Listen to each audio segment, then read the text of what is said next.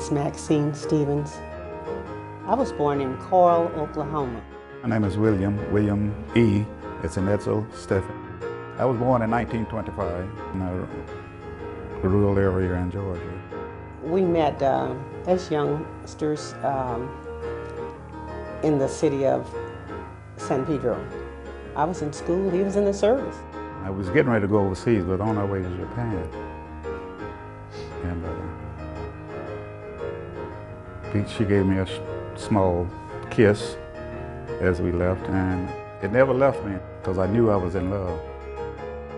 Well, after coming back from overseas to pick up from where I left off, we began seeing each other. We proposed and we went to Reno. And got married. I was a stay-at-home mom, and I guess everything that came up that the kids were involved in, we were involved in, either as chauffeur, as a supervisor, and that began my involvement with the Girl Scouts. And then the boys were coming along of the age where they were interested in ball. The Little League and Cub Scouts were beginning to form. We were quite involved with everything our children were involved in.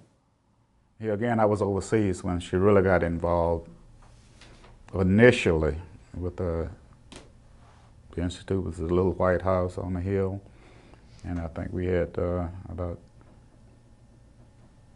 half a dozen parents and that many kids. But Tom Watts, the founder of the Institute, he had great thoughts for the future. Well, this is the world that we live in today, a technical, highly technical world.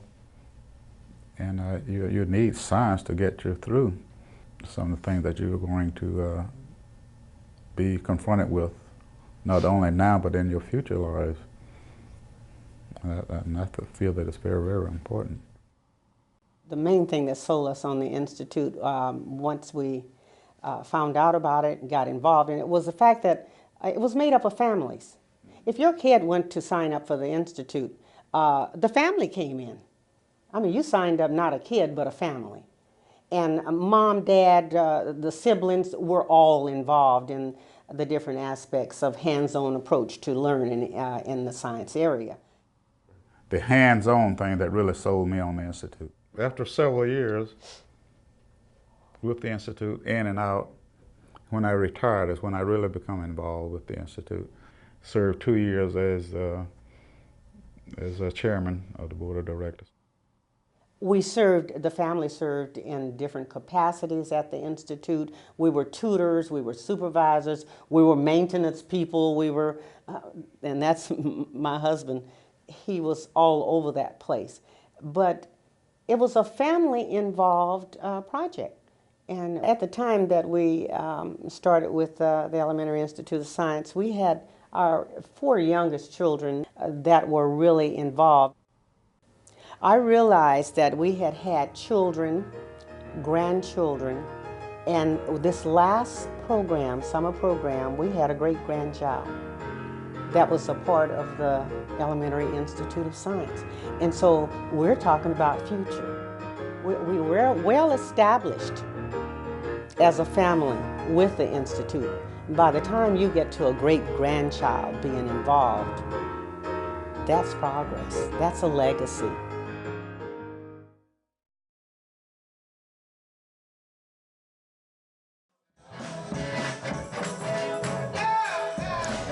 My full name is Bishop Annie B. Campbell.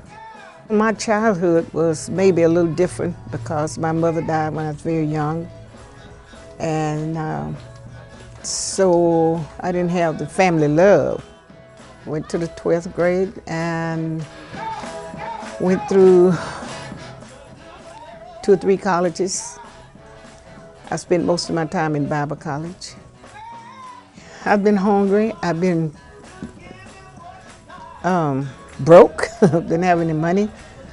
And I've been in a position where I thought no one really cared for me. Grew up with a strong desire to know God because I always believed that He was my friend. I have children all over the world. I'm known as godmother, mother of the nation. My ministry is called Giving and Living for Others. I worked on the streets for about a little over 20 years. And I worked with drug addicts, alcoholics, in and outers, whores on the street, the ones nobody wanted. Those were the ones I wanted to help. Always praying for them, and I needed a place for them to come out of the rain. So God give us Giving and Living for Other ministries. And I have ministers that have come off the streets, and now they went through classes and they are ministers, and missionaries. One of the top drug dealers in the city, my pastors. The House of Love was the home that I had for women that was on the streets that had no place to go. And then after the women's all left out, then the men's came in. It made me realize that it was important that we help others, that if it were not for the goodness of God, there would be me. That's the way I always felt. Well, I have a church in Orlando, Florida, and I have one in St. Pete. I go there every year. I have 3 here. I've been everything in the church. I worked in every office in the church except a bishop. I never dreamed that I would be here, but I'm here. I'm not recognized with some of the ministers here in the city, and I'm not well liked, I don't guess, by them. Not they like me as an individual, I'm sure, but the title that I have disturbs lots of people. They couldn't accept the fact that I was a bishop, because so many people's got it in their mind that a bishop of one wife, but they forget I can be the wife of one husband.